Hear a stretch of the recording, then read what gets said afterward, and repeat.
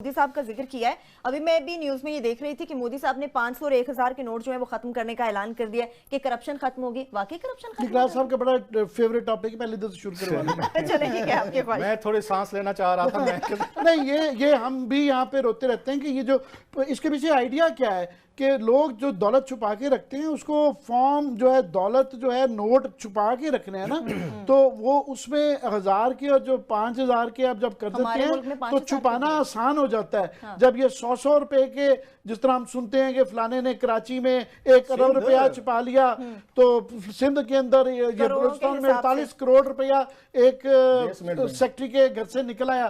तो अगर 5000 का नोट नहीं होगा, 1000 का नहीं होगा ना, तो ये बेसमेंट में नहीं वो आएगा। 48 करोड़ रुपए का एक पूरा एक जहाज चाहिए होगा उसके लिए करने के लिए।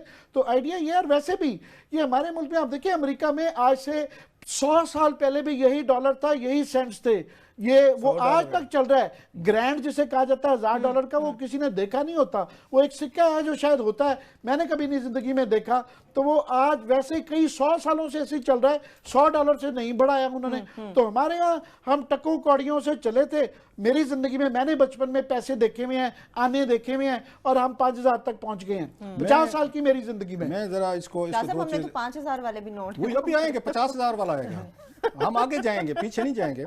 एक तो मेरा ये ख्याल है कि प्राइम मिनिस्टर इंडिया मोदी साहब जो हैं, ये बड़ा फैसला है कि एक कॉर्पोरेट वर्ल्ड है, इंडिया बड़ा मुल्क है, उनकी इंडस्ट्री, उनका बिजनेस, ये बहुत बड़ा मेरा ख्याल है उन्होंने एक ब्लो मारा है उस तबके पे जो वहाँ पे एक आप कह सकते हैं उनकी गैर कानूनी इकॉनमी है, ब्लैक मनी है, करप्ट लोग हैं। जो बात आमिर कह रहे हैं बड़ी अहम है।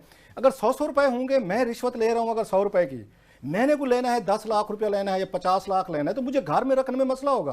अगर मुझे आपने अगर 5000 के नोट में देने, ये तो आराम से उठाएं, एक छोटा सा बैग बना किसी अलमारी में उसको वो कर दें। ये इसके पीछे बड़ी फिलॉसफी है जो आम लोग आम नहीं समझेगा कि इससे क्या फर्क पड़ता है। भाई बड़ा फर्क पड़ता है। 5000 के अगर 500 नोट होंगे, अगर एक 100 रुपए के, तो उसको रखना मुश्किल है। एक बात है, मोदी साहब का ये बड़ा फैसला है, we must learn from it. इसके पीछे एक बड़ी थिंकिंग खड़ी है, एक बड़ा एक उस पर कंसेप्ट खड़ा हुआ है कि करप्शन तो रुकेगी। इस पे लोग डिस्करेज होंगे, नोट या करप्शन का थोड़ा सा लेवल कम हो जाएगा। जो पहले लेता था ना 50,000, वो अब कहेगा 5,000 ही दे दे, 100 वाले 5 ही दे दे यार, ये वही काफी है, ये कौन रखेगा, कैसे रखेगा, पकड़े जाएंगे। और इसका एक और बड़ा एक इम्पैक्ट होता है, इन्फ्लेशन।